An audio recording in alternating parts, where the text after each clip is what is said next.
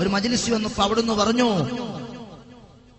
2 മക്കളുള്ളൊരു ഭർത്താവ് എത്രയോ കാലം ഗൾഫിലായിരുന്നു. 2 മക്കളുണ്ട്. കുറെ നാള് ഗൾഫിൽ കഴിഞ്ഞ് നല്ല സ്നേഹത്തിലാ, ഭാര്യ ഇഷ്ടത്തിലാ, ഒരു പ്രശ്നവും ഇല്ല, നല്ല റാഹത്തിലാണ്. അങ്ങനെ അവര് നാട്ടിൽ വന്ന് പ്രായമൊക്കെ ആയി. മോളെ കെട്ടിച്ചു, മോനെ കെട്ടിച്ചു, 2 പേരെയും കെട്ടിച്ചു വിട്ടു. ഇവര് വയസ്സത്തിയും വയസ്സനുമായി. അങ്ങനെ ഒരു സുപ്രഭാതത്തിൽ ഹജ്ജിന് പോയി അറഫയിൽ ലക്ഷങ്ങൾ ഒരുമിച്ച് കൂടുന്ന അറഫയിൽ വെച്ചിട്ട് ഭർത്താവിന്റെ കയ്യിൽ പിടിച്ചിട്ട് ഭാര്യ ചോദിച്ചു, ഭർത്താവേ, ഞാനൊരു കാര്യം ചോദിച്ചാ നിങ്ങൾ മാപ്പ് തരുവോ? ഞാനൊരു സങ്കടം പറഞ്ഞാൽ നിങ്ങൾ എന്നോട് പൊരുത്തപ്പെടുമോ? ഞാനൊരു വസ്തുത വെളിപ്പെടുത്തിയാൽ എന്നോട് കോപിക്കുമോ?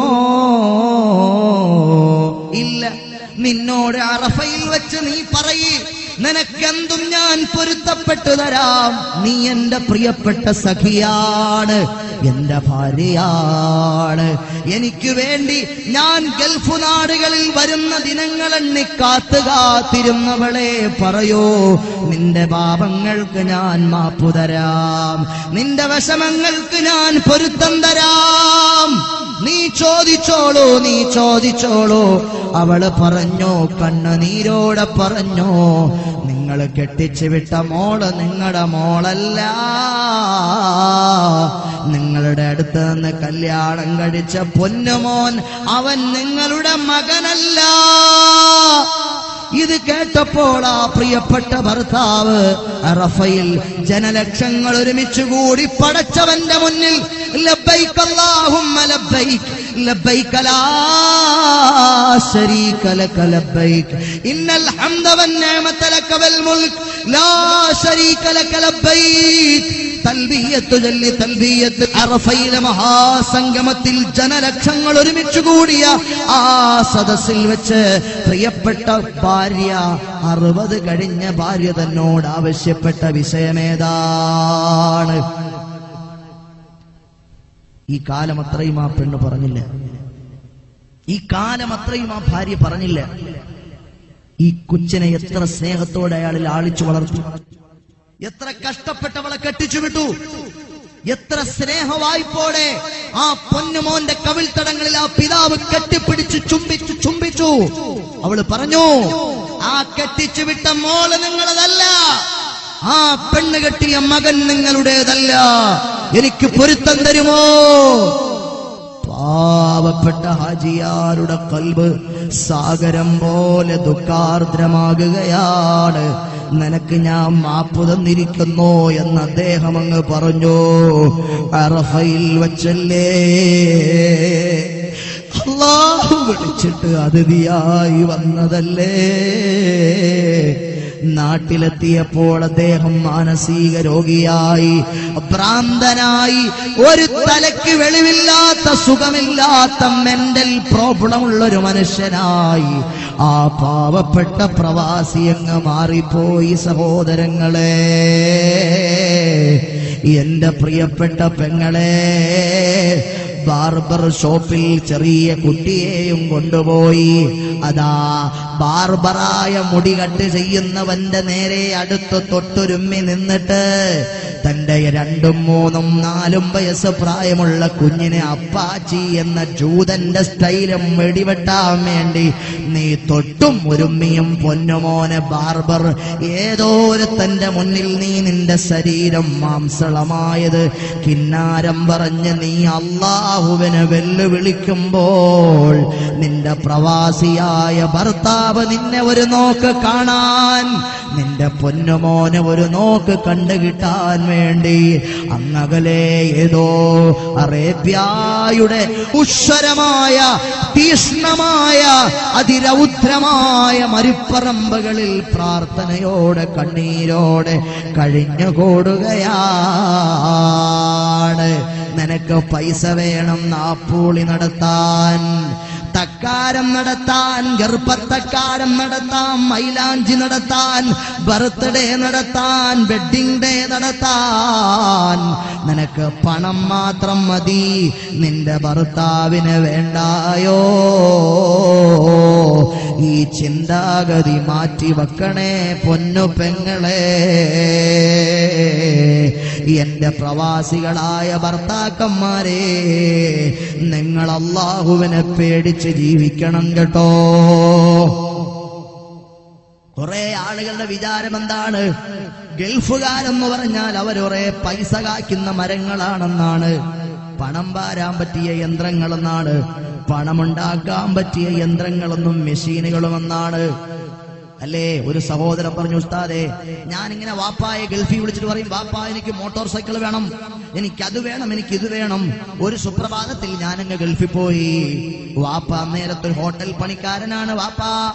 വാപ്പാടെ മുന്നിലേക്ക് ഞാനിങ്ങനെ ചെന്നപ്പോ വലിയൊരു പാത്രത്തിനകത്ത് 10-15 കിലോ മൈദമാവിട്ടിട്ട് പെറോട്ട അടിക്കാൻ വേണ്ടി വാപ്പ ഇങ്ങനെ ഷർട്ടൊക്കെ ഊരിയിട്ടിട്ട് തീ ഒരു സൈഡിൽ കത്തിക്കൊണ്ടിരിക്കുന്നു. വിയർത്തു കുളിച്ചിട്ട് വാപ്പ ഇങ്ങനെ മാവ് കുഴയ്ക്കുകയാണ്. ഗൾഫ് എന്ന് പറഞ്ഞാൽ ഞാൻ വിചാരിച്ചു അവിടെ എന്തോ മാണിക്യം വിളയുന്ന സ്ഥലമാണെന്ന്. വാപ്പ ഞങ്ങളെ ഒരിക്കൽ പോലും വിളിച്ചറിയിച്ചില്ല ഇത്രയും കഷ്ടപ്പെട്ടിട്ടാണ് ഈ പണമയക്കുന്നതെന്ന്. ഞാൻ വാപ്പായോട് മോട്ടോർ സൈക്കിൾ വാങ്ങിത്തരാൻ പറഞ്ഞപ്പോ വാപ്പ അത് വാങ്ങി തന്നിട്ടുണ്ട്. ഞാൻ എന്തൊക്കെ ആവശ്യങ്ങൾ വാപ്പായോട് മാസം എനിക്ക് സ്പെഷ്യലായി 5000 അയച്ചു തരണമെന്ന് പറഞ്ഞപ്പോ വാപ്പ അയച്ചു തന്നിട്ടുണ്ട്. പക്ഷേ അറബികളുടെ ക്യാന്റീനുകളിൽ, റെസ്റ്റോറന്റുകളുടെ അകത്തളങ്ങളിൽ ഒരു ഭാഗത്ത് തീ കത്തിക്കൊണ്ട് നിൽക്കുമ്പോൾ ആ കത്തിക്കൊണ്ട് നിൽക്കുന്ന തീയുടെ ചാരത്ത് വലിയ പാത്രങ്ങളിൽ പെറോട്ട അടിക്കാൻ മാവുമായി മല്ലടിച്ചിട്ടാണ് എന്റെ പ്രിയപ്പെട്ട പിതാവിനിക്ക് പൈസ അയച്ചു തരുന്നതെന്ന് ഞാൻ അറിഞ്ഞിരുന്നില്ല. എന്റെ വാപ്പായെ കണ്ടപ്പോ ഞാനങ്ങ് പൊട്ടിക്കരഞ്ഞുപോയി. വിയർത്തൊലിച്ചു നിൽക്കുന്ന എന്റെ പ്രിയപ്പെട്ട വാപ്പാനെ ഞാൻ പോയി കെട്ടിപ്പിടിച്ച് കരഞ്ഞു. പൊരുത്തപ്പെടണേ വാപ്പാ, പൊരുത്തപ്പെടണേ വാപ്പാ. നാട്ടുകാരെ അറിയണം, അറബ് നാടുകൾ സ്വർഗമല്ല. നാട്ടുകാരെ അറിയണം, അറബ് നാടുകൾ സ്വർണമല്ല. പണം കായ്ക്കും മരമില്ല, അത്തറിന്റെ മണമല്ല. പണം കായ്ക്കും മരമല്ല, അത്തറിന്റെ മണമില്ല. പെങ്ങളെ, എന്റെ പ്രിയപ്പെട്ട ഗൾഫുകാരന്റെ മക്കളെ, നീ അടിച്ചു പൊളിച്ച് സ്പൈക്കടിച്ച മുടിയും ജീൻസിന്റെ പാന്റും ഇട്ട് നീ നല്ല വില കൂടിയ മുന്തിയ ബൈക്കിൽ ഈ തെരുവിലൂടെ ചുറ്റിക്കറങ്ങുമ്പോൾ, എടാ മോനെ, നിന്റെ വാപ്പ ഗൾഫ് നാട്ടിൽ കിടന്ന് പണം വാരുന്ന, പണം കായ്ക്കുന്ന മരത്തിന്റെ ചുവട്ടിൽ പോയിരുന്ന് ആ വീഴുന്ന പണം ഇങ്ങനെ എടുത്തിട്ട് നിനക്ക് അയച്ചു തരുന്നതല്ല. പ്രവാസിയുടെ ചോര നീരാം കദന ഭൂമി, വേദനകൾ പേറുന്ന വ്യസന ഭൂമി. നാട്ടുകാരെ അറിയണം, അറബ് നാടുകൾ സ്വർഗമല്ല, ഗൾഫു നാടുകൾ സ്വർണമല്ല. പണം കായ്ക്കും മരമില്ല, അത്തറിന്റെ മണമില്ല. പ്രവാസിയുടെ ചോര നീരാം കദന ഭൂമി, വേദനകൾ പേറുന്ന വ്യസന ഭൂമി.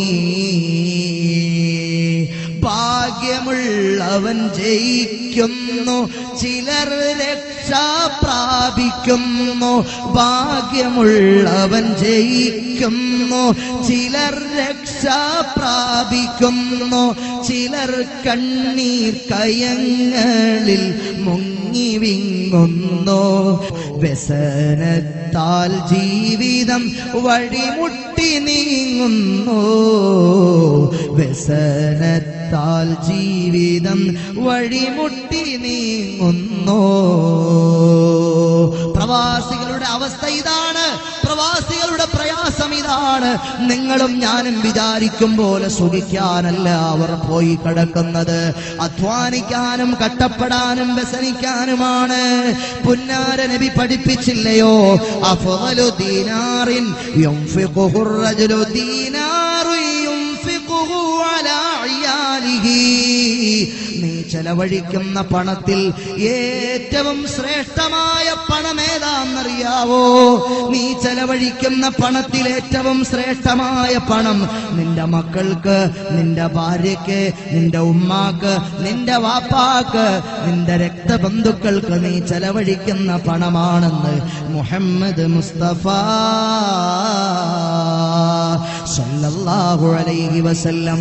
അതുകൊണ്ടാണ് കര കാണാ കടലിന്റെ അക്കരെ മരുഭൂവിൽ പിടയുന്നു 1000 ജീവിതങ്ങൾ, പിടയുന്നു 1000 ജീവിതങ്ങൾ. അല്ലാഹു നമുക്ക് പ്രവാസികളുടെ പ്രയാസങ്ങൾ ഉൾക്കൊണ്ട് നല്ലൊരു ജീവിതം നയിക്കാൻ ഈ മജ്‌ലിസ് കൊണ്ട് പടച്ചവൻ തൗഫീഖ് നൽകും.